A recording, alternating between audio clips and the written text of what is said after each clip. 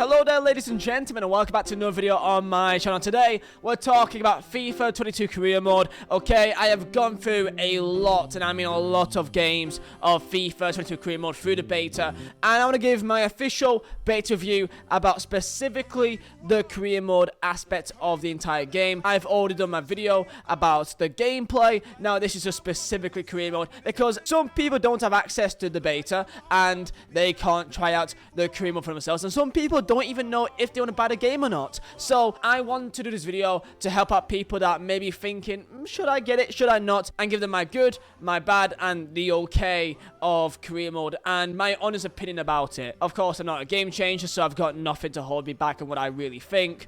I've played a lot of the Creator Cup Career Mode and also of the Pro Player Career Mode. I've played about 3 seasons of Pro Player and about 2 seasons of the actual normal Creator Club, so I've got a good idea about how it goes, because the beta's been up for like 2-3 weeks now. Tell me your thoughts down below in comments, and I believe by the time you see this, we should have hit 269,000 subscribers, so thank you all so very much for that. So let's get stuck in. Sometimes you may just need an app on your phone to keep you up to date with all the football news. This video has been kindly sponsored by OneFootball for the best minute-by-minute football news on the market for any football club across the world in any league you can keep up to date. Just simply log in, and at all times for any general news or for your own football club, whichever way you see fit, just put down what teams, what leagues you want to keep up to date with, and you'll be notified at all times for as many leagues as you want, or only one if you're a one club man. It's also great to use for updates and lineups as the game's happening. Download OneFootball down below at top of the description for iOS or Android, completely free. And hope you enjoyed the video. Let's start off with the good, and there's actually quite a lot of things that I think is really nice here. So let's talk specifically about the Pro Player Career Mode first, because I think some people may not care about this as much as the Creator Club, but I really do enjoy Pro Player Career Modes. I really do enjoy using your own imagination to create these kind of scenarios in a Pro Player Career Mode. And it's been such a long time since EA's ever really cared about it that I feel like I had to try this out first. So this is my thoughts about the Pro Player Career Mode. Number one thing that keeps you going with a Pro Player Career Mode is the last minute goals. I've realized, like, the buzz that you get when you score a goal, a winner, an equalizer in like the 85th minute onwards to the 90th minute, the last minute scenes, the celebrations, the sound, the everything that goes along with it. There is a pure buzz of that, and I find myself always coming back for more and just wanting to experience that again. It's not like other FIFAs that you score a goal, you celebrate, and that's it. Like, it's the same thing each time almost. I've played 3 seasons of a Pro Player Career Mode, and I still never really got bored of scoring a last minute goal or a equalizer in the 86th minute. Maybe I'm very easy to please, but I always found myself coming back for more just for that alone. My second most favorite thing about the Pro Player Career Mode is the fact that you can always stay as a sub player, so that no matter how good you are and how many goals you score, if you just play games, you don't really get enough typically to become a starting 11. Now, if you did training is a thing that you can do midway through the week, that you can sim through it. You can play if you want for more XP bonus, but you don't have to. If you want to really be a first starter instantly, just do some training and you will boost up massively to being a normal starter. Now, if you want to just be a normal player that gets subbed on in the last 20 minutes, 15, 10 minutes, then you can just be that guy. So you can fly through games quicker, and you can experience these last minute scenes over and over and over again. I find with Pro Player Career Modes that you get really bored, that you keep on having to play a full 90 minutes of another game that you don't care about. Like, there's no option to be a sub player.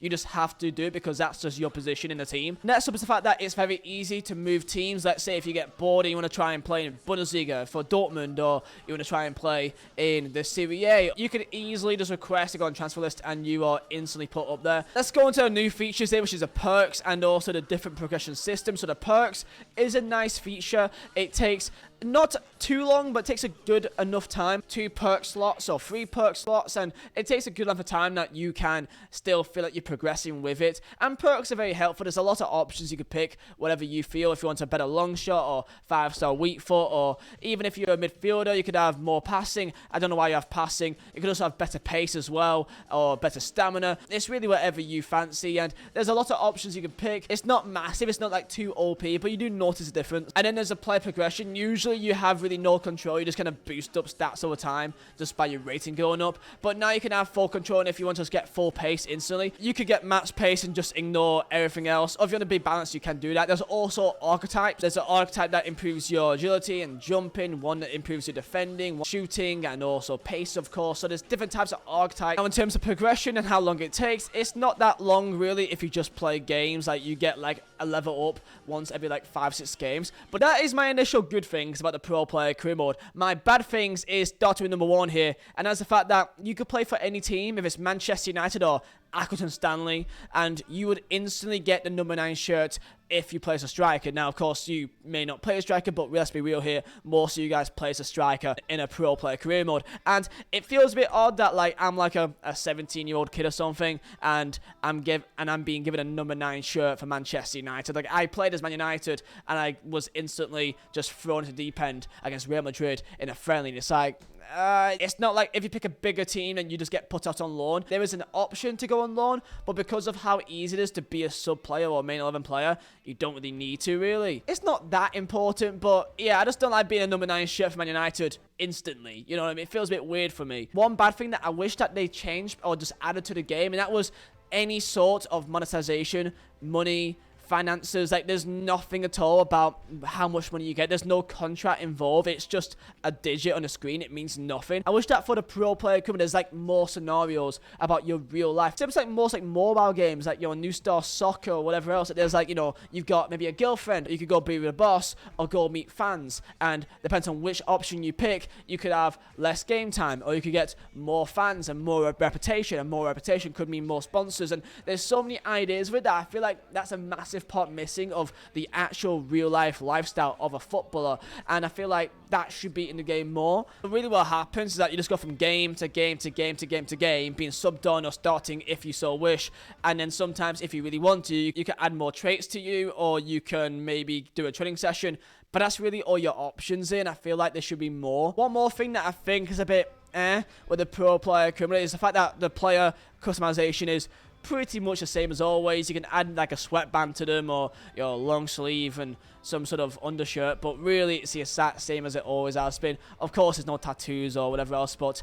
I don't really care about that. It's just about it looks the same thing as it has been for many years, and I don't know, I feel like maybe a few little more options could be kind of cool. I would like if they brought back the game face like modifier, that you can actually, you know, take a photo of yourself through the EA website and put your actual face in the game. I think that should be still in there. It feels annoying that it's not. So that's my general thoughts about the pro player career mode.